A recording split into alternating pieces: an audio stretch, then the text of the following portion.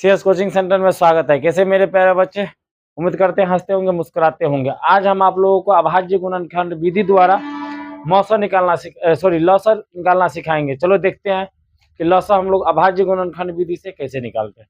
पहला number question मेरा दे रखा है 8 और 16। 8 और 16 जो दे रखा है उनको आप लोग क्या करेंगे, सबसे पहले दोनों संख्याओं को प्राइम फैक्टर मेथड में तोड़ लेंगे। तो हम लोग तोड़ते कैसे हैं, देखो 8 को जब आप लेंगे तो एलसीएम लेंगे तो 2 से लगाएंगे तो 4 आ जाएगा, फिर 2 से लगाएंगे तो 2 आ जाएगा। ठीक है, तो 8 को हम लोग क्या लिखेंगे, 2 गुने 2 गुने 2, 2 गुने 2 गुने 2। ठीक है, उसके बाद क्या है दूसरा नंबर संख्या मेरा 16।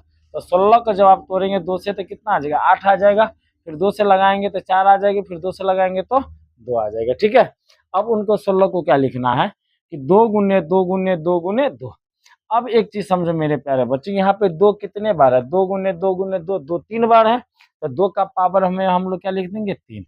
नेक्स्ट वाले में चलते हैं, 2 हमारा कितने बार है इसमें 4 बार, यानी 2 हमारा कितने बार है 4। अब क्या करेंगे कि इन दोनों संख्याओं में देखेंगे कि कौन कौन संख्या आ रहा है।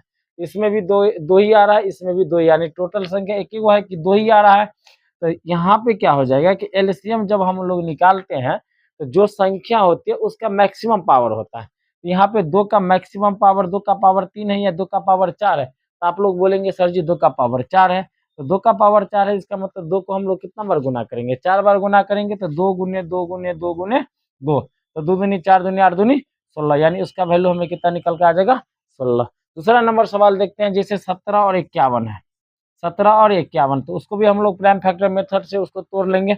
तो 17 को जब आप तोड़ेंगे तो 17 को क्या लिखेंगे, 17 गुने 1, हाँ या नहीं। 51 को क्या लिखेंगे, 17 तिया 51, तो 17 गुने 3।